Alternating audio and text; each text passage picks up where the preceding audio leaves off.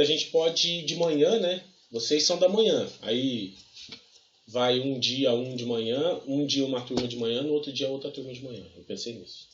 Ok? Mas beleza. Então vamos lá. Vamos estudar. Vamos lá, pessoal. Bom, hoje a gente vai continuar aplicando as leis de Newton, tá? As 3 leis de Newton, certo? Mas hoje a gente vai falar bastante de plano inclinado também e outras aplicações, tá? Não só plano inclinado, mas outras aplicações também, tá bom? Bom, então continuando com a nossa matéria, vamos continuar aplicando as leis de Newton no nosso cotidiano, tá? O equilíbrio, lá que a gente viu nas 2 semanas passadas, né? Ele vem da primeira e da segunda lei de Newton. A terceira lei de Newton também tá bastante presente, né? Porque a gente tem reação também, né? Ação e reação. As forças de reação e tudo mais que a gente chegou a ver também, tá? Mas hoje a gente vai ver bastante a terceira lei de Newton, tá? Com mais profundidade. Então a gente vai discutir outras aplicações dessas leis e a influência do atrito no movimento e como o movimento acontece em planos inclinados. Tudo bem, pessoal? Então vamos lá. Então a lei que nós mais vemos na natureza é a segunda, né? Mas que nem eu falei para vocês, se a gente olhar isoladamente fica meio errado. Porque as 3 vão estar juntas, né? Beleza? Então vocês percebem ali, ó. Olha só. A lei que mais vemos na natureza é a segunda, porque a gente olha para ela de maneira isolada. Só que, como a gente bem sabe, a primeira lei de Newton é um caso especial da segunda. Ok? Porque como a somatória das forças ali vai ser 0, né? Então a gente tem uma inércia ali por conta disso. Então é um caso especial da segunda. Assim como a terceira lei vai se tratar de uma interação entre corpos que foram submetidos a forças externas. Tá? Então, a terceira lei também diz respeito à segunda. Se vocês perceberem, então, né, eu já falei isso diversas vezes, mas as 3 leis de Newton, elas andam quase que juntas assim, né? Elas acontecem na natureza quase que juntas, tá? Então é interessante que agora a gente junte todos os conhecimentos para integrar a cinemática, que é o estudo dos movimentos, para avançar a dinâmica dos corpos. Então o que a gente vai começar a ver agora, pessoal? A gente vai começar a ver agora e prestar bastante atenção em como que as leis de Newton dão origem à dinâmica dos corpos, né? Então, juntando a cinemática, a gente vai apresentar a dinâmica também. Tá bom? Bom, vocês perceberem, eu deixei alguns slides aqui no meio com explicações, tá? Então eu vou colocar lá no Moodle videozinhos com o nome de cada explicação, né? Então vocês vão, como estudo, né? Vocês vão ler o slide, explicação 1, e olha o vídeo da explicação 1, tá? Por quê? Como eu queria detalhar bem essa aula, né? Deixar tudo bem detalhadinho, eu fui dando exemplos ao longo da aula, tá? Beleza? Só que para eu dar esses exemplos aqui junto com vocês ia ficar muito puxado, tá? Ia dar muito tempo. Então eu fiz dessa maneira. Então eu gravei vídeos e coloquei aqui, explicação 1, vocês vão vendo o vídeo da explicação 1, explicação 2, explicação 3, tá bom? Beleza? Então tá. Então, ó, além da força sendo aplicada a corpos isolados, nós podemos ter situações em que os corpos interagem entre si. Isso dá espaço para a terceira lei de Newton. Então, ó, tomem como base esse conjunto de blocos A e B aqui, né? A força que eu estou aplicando, a força resultante, é essa daqui, tá? Só que esse conjunto ele vai andar para o lado direito, só que vai ter algumas coisas acontecendo nesse conjunto de blocos, tá? Quando eu separo ele, né, olho de maneira separada, a gente vai perceber que nessa força resultante aqui, nós vamos ter a força utilizada para mover o bloco A, certo? E essa força de A para B vai movimentar o bloco B, tá? Só que nós vamos ter uma reação do bloco B do bloco B para o bloco A por conta da massa do bloco B. Ok? Isso daqui, pessoal... Opa! Isso daqui, pessoal, já é a terceira lei de Newton aplicada. Ok? Então, ó, percebam que sempre quando a gente tem dois corpos interagindo entre si, a gente sempre vai ter um aplicando uma força no outro e vice-versa. E o outro aplicando a força no um, né? Por conta, claro, da primeira lei de Newton, da terceira lei de Newton. E, né, a gente consegue imaginar que essas forças aqui acabam se cancelando, né? E aí a gente tem uma resultante só indo para o lado direito. Bom, sobre esse caso aqui, ó, eu coloquei mais uma explicação para vocês, tá? Então, eu peguei esse caso aqui e fiz uma continha para vocês, né, entenderem como está acontecendo essa interação entre o bloco A e o bloco B. Tudo bem? Então, vejam lá também depois, tá bom? Bom, uma outra situação também pode acontecer quando a gente tem esse caso aqui, ó, tá? Então, quando a gente pensa em corpos que estão em sentidos diferentes, em direções diferentes, desculpa. Direções. Em direções diferentes, como no caso de um corpo sendo puxado por outro, né, a gente também vai ter a terceira lei de Newton sendo aplicada. E olha aqui como é que ela é aplicada, que interessante. Ó. A gente vai ver, pessoal, que a força-peso desse bloco A está fazendo uma tração nesse fio aqui, certo? E por conta dessa força-peso, né, nós temos uma aceleração associada a esse conjunto. Tá? Perceba que para calcular a força-peso, nós vamos ter que usar a gravidade. Mas a aceleração que está acontecendo aqui é a mesma aceleração que acontece nesse conjunto de bloco aqui. Tá? Essa aceleração é diferente da aceleração da gravidade, tá, pessoal? Por quê? Nós vamos ter um conjunto aqui, ó, esse conjunto aqui, interferindo no movimento desse daqui. Ok? Então, olha só, ó, quando a gente olha para esse caso aqui, né, de interação de corpos, percebam que nós vamos ter uma tração desse lado, uma tração desse, e todo o conjunto, o movimento de todo o conjunto, depende dele inteiro. Tá? Então, quando a gente olha aqui, ó, todas as forças de interação estão aqui e sempre nos eixos X e Y. Estão vendo? E aí a gente vai fazer a análise com base na terceira lei de Newton. E agora, levando em consideração que há interação entre os corpos. Ok? Bom, sobre esse caso aqui, ó. Sobre esse caso aqui, eu também deixei uma explicaçãozinha lá para vocês, tá bom? Então tá aqui, ó. Beleza? Vocês vão ver que não tem nada complicado não, tá? Bom, agora, mais um outro caso, né? Plano inclinado, certo? O plano inclinado, pessoal, ele acaba sendo um caso diferente aqui, porque quando a gente fala de plano inclinado, né? A gente tem um corpo sobre um plano com ângulo alfa, certo?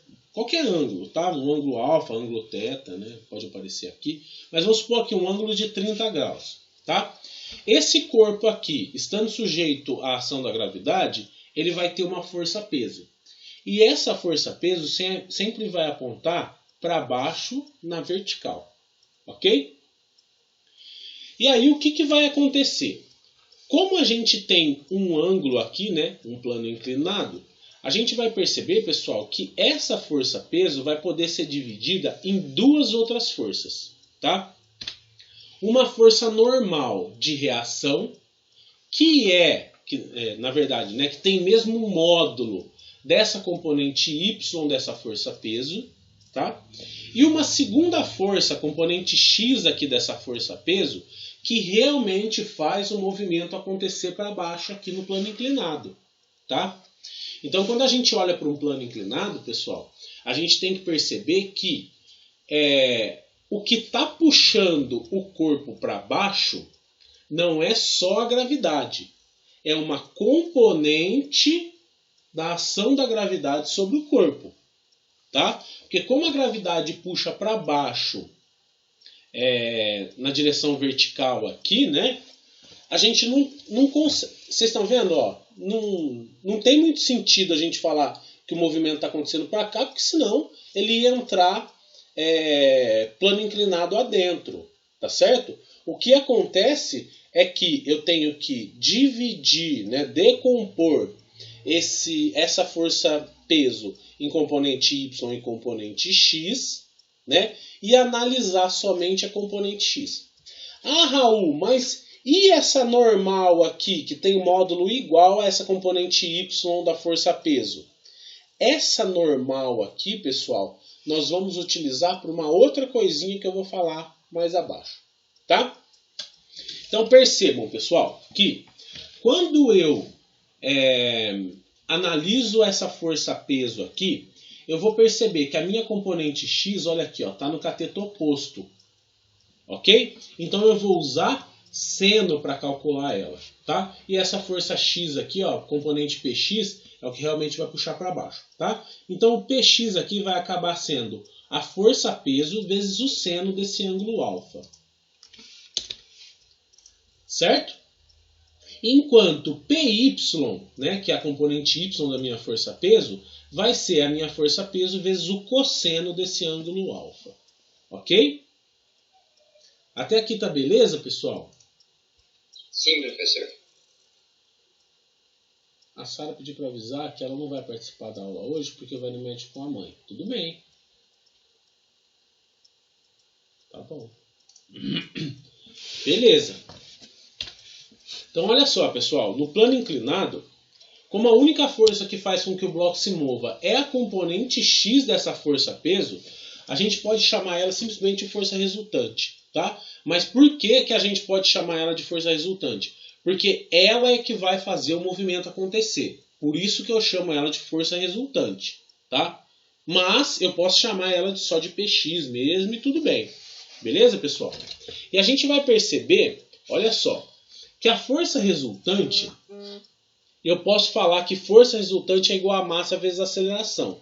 E como ela é Px, é igual a Px, eu sei que Px é a força-peso vezes o seno de um ângulo alfa. Ok? Bom, olha que interessante, pessoal. Quando eu coloco, ó, eu dou nome aos bois aqui, né? Eu coloco o significado de cada um dos termos aqui, ó. A força resultante é massa vezes aceleração, então substitui aqui. E a componente X da força-peso é a força-peso vezes o seno de um ângulo alfa, beleza? E quando eu substituo aqui a força-peso por massa vezes gravidade, a gente vai perceber que como essa massa está desse lado aqui multiplicando, eu passo para lá dividindo, eu vou poder cortar essa massa com essa. Então a gente soma com essas massas. Então a nossa aceleração do bloco, que é essa aceleração nesse sentido aqui, ó, nessa direção e sentido, na direção da inclinação do plano inclinado, tá? Com esse ângulo alfa aqui. A gente vai perceber que essa aceleração é possível calcular ela por G, que é a nossa gravidade, vezes o seno desse ângulo alfa. Tudo bem? Então, se eu pedir para vocês assim, ó, esse plano inclinado aqui tem 30 graus, qual que é a aceleração desse bloco aqui? Vocês vão conseguir calcular por meio dessa equação, que a aceleração do bloco para descer é a gravidade vezes o seno de um ângulo alfa. Tá? E de onde que saiu isso? Dessa dedução aqui de que a força resultante, que é a força que faz o bloco se movimentar para baixo ali, né? Para essa direção e sentido aqui. Tá? É igual a componente X da força-peso. Beleza? Até isso daqui, ó. Tá tranquilo? Tá beleza? Tá sim, professor. Beleza. Então me fala uma coisa agora. Eu vou perguntar uma coisa. a velocidade aqui com que o corpo chega lá no final do plano, a velocidade, vai depender da massa dele? Sim. Vai? Não, acho que não, porque cortou a massa ali, né, na equação. Né? Então não depende da massa, tá, pessoal? Verdade. Nunca vai depender da massa. A velocidade que ele vai chegar ali vai ser sempre igual. Tá? E do que vai depender, então, quem que falou aí? Joe, Kaique? Fui eu. Vai depender do que, então? Olha aqui para a equação. A velocidade do corpo vai depender do que, então? Como que eu aumento a velocidade do corpo? Aumentando o ângulo de seno? Opa, quem mais falou? Eu. Falei aumentando a inclinação. Boa, gente. Muito bom, né? Então percebam, né? Que como a aceleração é em função da gravidade e do seno do ângulo alfa, né? A gravidade eu não consigo mudar, não sei que eu mudo de planeta, né? Mas o seno do ângulo alfa eu consigo. Então, quanto mais inclinado tiver o meu plano, eu vou conseguir aumentar a aceleração e, consequentemente, a velocidade com que o corpo vai chegar aqui no final do plano inclinado. Ok? E é claro, também vai depender, né? Isso se eu levar em consideração um plano inclinado de comprimento fixo, tá bom? Mas se eu for aumentando, né? Quanto maior a distância, maior vai ser a velocidade final aqui. Então, conseguiram entender, né? Beleza, pessoal? Então, se eu adotar, por exemplo, um plano inclinado de 10 metros, né? Independente do corpo, ele vai chegar na mesma velocidade. Tudo bem? Então tá. Então deixei mais uma explicaçãozinha aqui. Beleza? Para vocês sobre plano inclinado. Só que, ainda sobre plano inclinado, a gente vai colocar isso nas contas, né? Não tem jeito, o atrito a gente vai acabar colocando ele no plano inclinado. E a gente não tinha discutido o atrito até hoje, né? Mas, né, quando a gente movimenta alguma coisa no chão, a gente percebe a influência desse atrito, né? E parece que ele trava o movimento antes dele começar. E depois que ele começou, ele ainda vai ter uma resistência lá, mas parece que é menor, né? Então é exatamente isso que acontece. Ó. O atrito estático é uma força que se opõe à força exercida. Então, o atrito estático, pessoal, é aquele atrito que mantém o corpo paradinho no solo, né? Tá? E ele só é válido para o primeiro instante de tempo que você aplica a sua força. Tá? Então a gente vai perceber aqui, ó, que a força resultante que faz com que o bloco ao lado se desloque é essa força aqui menos a força de atrito. Tá? Se essa força que eu estou aplicando não for maior que a força de atrito, eu não vou ter desbalanço das forças e o bloco não vai se movimentar. Tá?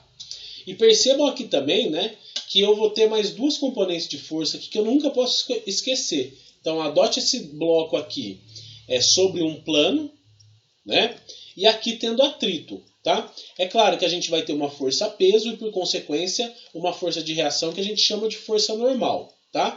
Então, a somatória das forças aqui vai ser igual a zero. Mas por que eu tenho que analisar a força normal? Né? Eu fico falando para vocês, a força normal tem que estar lá. Mas vocês nunca veem aplicação para a força normal. Pois então, agora eu vou dar a aplicação para vocês. Tá? A força normal, pessoal, ela que vai multiplicar com o coeficiente de atrito, seja ele estático ou dinâmico, tá? E é ela que vai aumentar o atrito ou não, tá? Então, olha só. As propriedades das forças de atrito estático e cinético são obtidas experimentalmente, costumam ser apresentadas como leis do atrito, tá? Então, para vocês, eu só vou dar lá um valor de atrito e boa, tá? Como eles são obtidos, é indiferente para nós. Então eu vou destacar para vocês, né, 3 consequências dessas leis relacionadas aos fatores dos quais dependem essas forças. Bom, ó, primeiro fator, os módulos são diretamente proporcionais. O módulo da força de atrito, tá? Deixa eu colocar aqui, vocês mostram.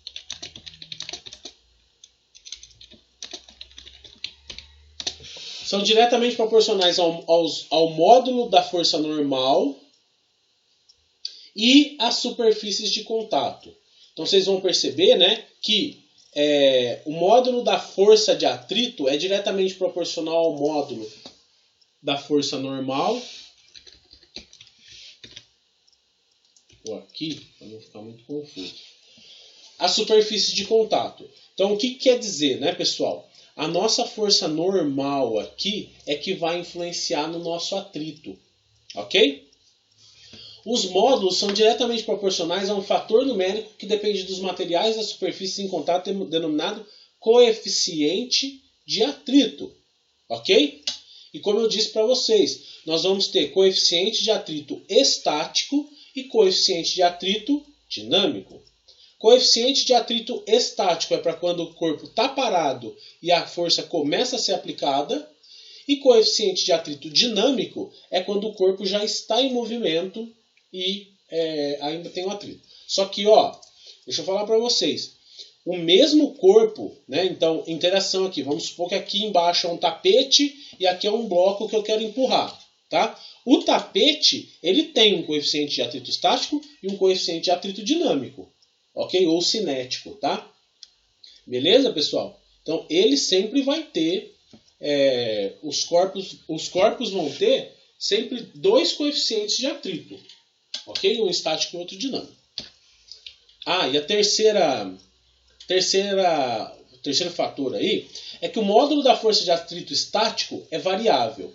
Ao atingir seu valor máximo, o corpo se desloca e sobre ele passa a ser exercida uma força de atrito cinético, cujo módulo pode ser considerado constante para velocidades pequenas, em geral até cerca de 5 metros por segundo. Ok? A gente vai adotar, pessoal, que o módulo de atrito cinético, né, ou dinâmico, cinético, né, porque está relacionado com uma velocidade lá. O módulo de atrito cinético ele vai ser constante, tá? Beleza? Então, isso daqui, é só uma informação que vocês vão ter. A gente vai adotar que ele é constante. Então, percebam aqui nas figuras, eu tirei essas figurinhas aqui do livro, tá? Nesse caso aqui, o módulo da força normal é igual ao módulo da força peso. Claro, né? Porque, pessoal, a gente está tendo uma força de reação aqui, a força peso. Lembram?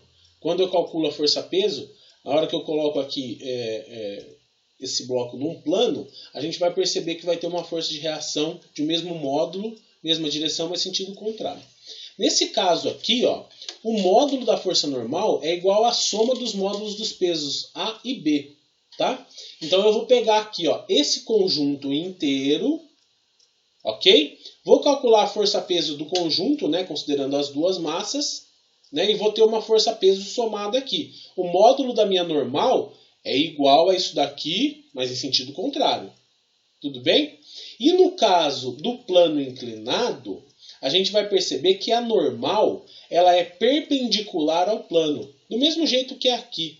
Tá? Então, o módulo da normal aqui no plano inclinado, ele vai ser igual a essa componente y da minha força-peso. Por isso que é igual ao componente y da minha força-peso. Porque essa força normal aqui, pessoal, essa força-peso aqui, essa normal aqui, ela tem que ser perpendicular ao plano, por isso que ela está nesse sentido aqui. Ok? E aí a gente vai usar ela para calcular o nosso atrito que a gente tem aí. Tá? Bom, além do mais, né, com base em experimentação laboratorial, a gente pode concluir que o atrito não depende da área das superfícies em contato.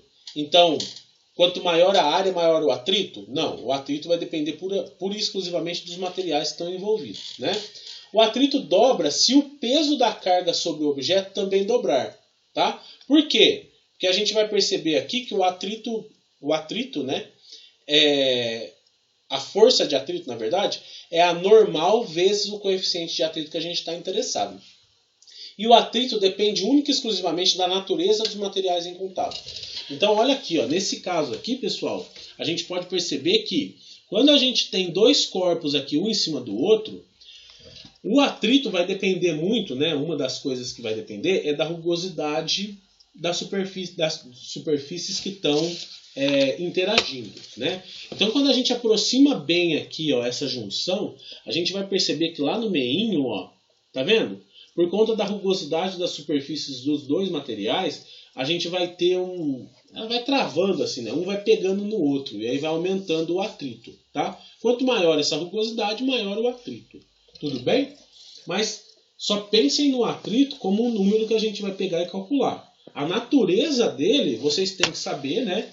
Que é essa de interação entre os corpos e cada corpo vai ter o seu coeficiente, tá? Tanto estático quanto dinâmico, certo? Mas a gente vai se interessar só pelo número. A gente não vai se interessar pela natureza do atrito, assim, para calcular este atrito, tá bom? Como que calcula ele? E bom, né? A gente sabe ainda que o coeficiente de atrito estático, que eu vou chamar aqui de um micro E, ele é sempre maior que o coeficiente de atrito cinético, tá bom? Então, o coeficiente de atrito estático é maior ou igual ao coeficiente... Maior, né? Opa, pera lá. É maior. É maior ou igual, não. Que o coeficiente de atrito cinético. E como que a gente calcula esses caras? O coeficiente de atrito estático é igual a uma força de atrito, um coeficiente de atrito cinético, vezes a normal. Por isso que a normal, né? Por isso que a massa do nosso corpo vai influenciar. Por quê? Como a normal está na mesma direção e sentido contrário da força-peso, e a força-peso a gente calcula como massa vezes gravidade, essa força de atrito cinética, aí sim, né, o peso, né, ou a massa do nosso corpo vai influenciar no atrito cinético ou no atrito estático. E o atrito estático aqui, por que eu uso um sinal de menor igual aqui, né? Porque ele varia conforme o movimento acontece. Só que quando a gente adota, né,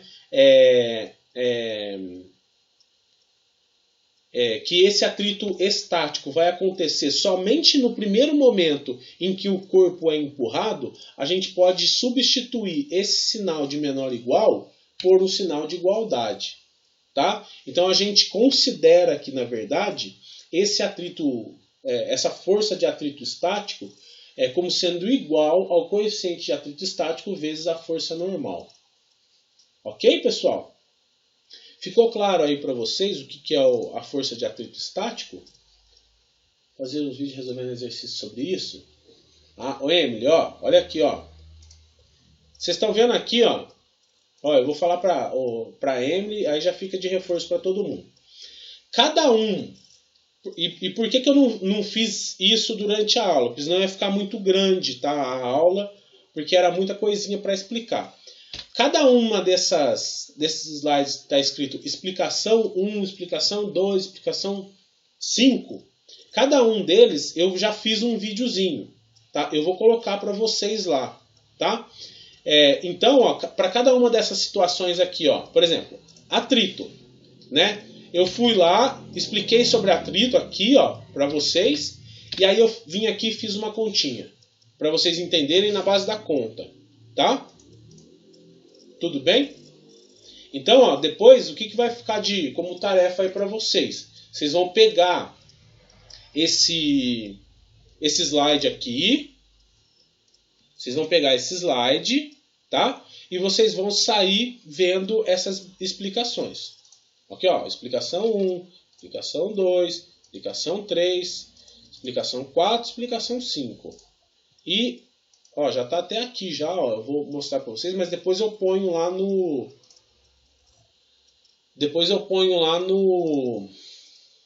no Moodle. No Moodle, tá? Eu vou pôr lá no Moodle para vocês. Vídeos, atrito e equilíbrio. Não, desequilíbrio não. Atrito.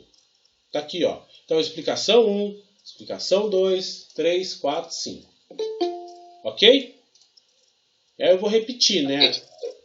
Beleza? Eu vou repetir. Eu não fiz agora, pessoal, porque senão eu ia enrolar muito a aula, ia se estender muito e a gente só tem até as 9, infelizmente, né?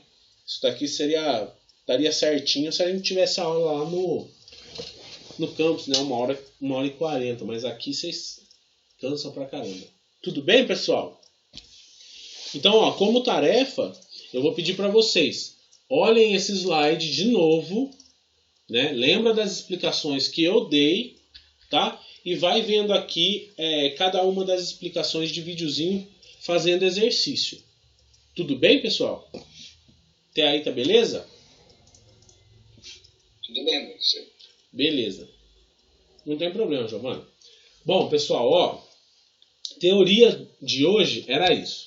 Agora o que eu quero falar com vocês, ó. Na próxima aula, para a próxima aula, a gente já vai ter a nossa segunda prova, certo? É a P2. Então, ela tá... Deixa eu mostrar para vocês aqui. Ó, com base no nosso calendário, olha aqui, ó. A nossa próxima prova, ela vai ser a data limite 17/7, tá? Então, hoje, que é 8/7, eu vou entregar para vocês, né, a lista 2 para preparação para avaliação 2, tá?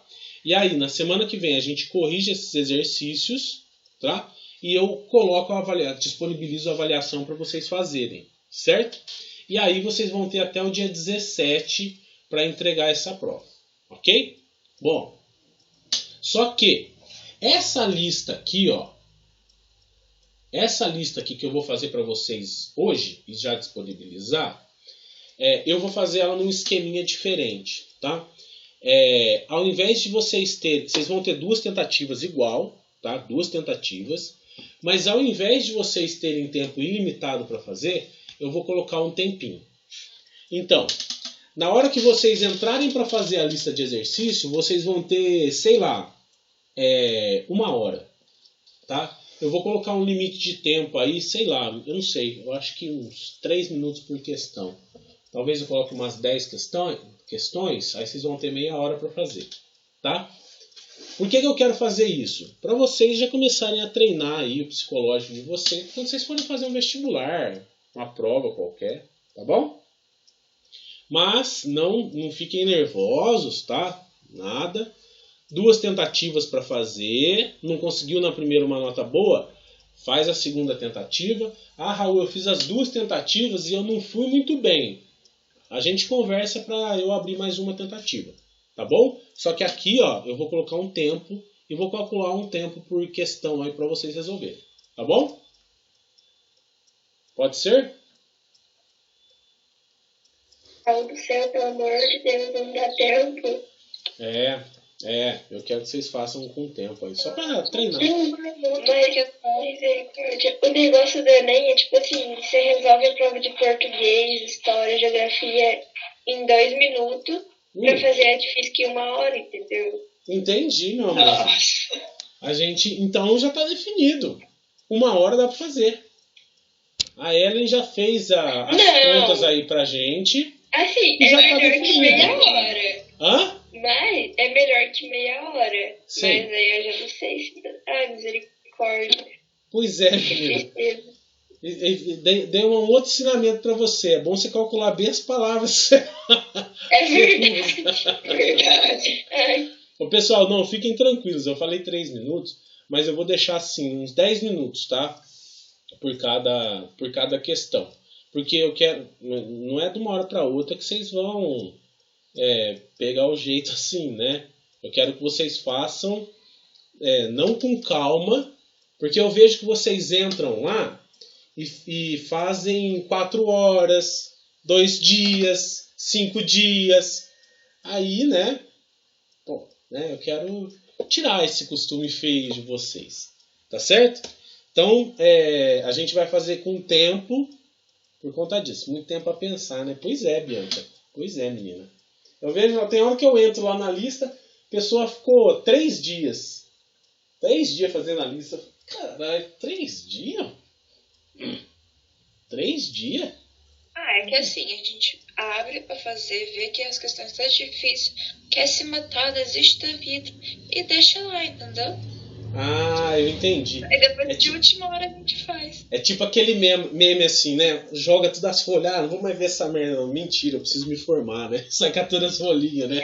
É sobre isso, entendeu? É sobre isso. Entendi. Física é difícil, fica direto. Ah, que física é difícil? Eu nunca fiz física ser difícil, gente. Pelo amor de Deus. Nada a ver, Né?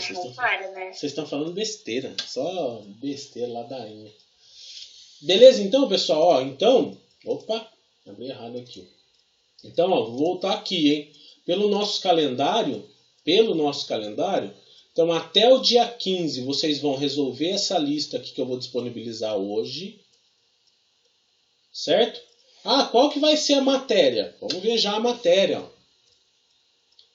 A partir da prova 1, vocês contam as matérias que a gente teve, ó. As 3 leis de Newton, peso e equilíbrio, e o agora de plano inclinado, que eu vou colocar aqui para vocês. Só isso. Ó, tá tranquilo, hein? Segunda prova tá tranquila, hein? Bem de boas. Eu tirei 7,5 no questionário, Raul. 7,5 no questionário? Eu tô querendo me matar, imagina na prova. Uma judiação. Ah, mas é assim mesmo, viu, Isabela? As coisas são assim, viu, bem? Acontece. Viu? Mas fique tranquilo, você vai tirar uma notona na prova. Tá bom? Vamos rir pra não chorar. Não é nada. Beleza, pessoal? Então, ó, aquele mesmo combinado da prova passada, ó. Disponibilizei até o dia 15. Dia 15. Ah, Raul, pode abrir de novo depois? Não, porque dia 15 eu vou corrigir os exercícios da prova e depois eu já vou dar a prova para vocês.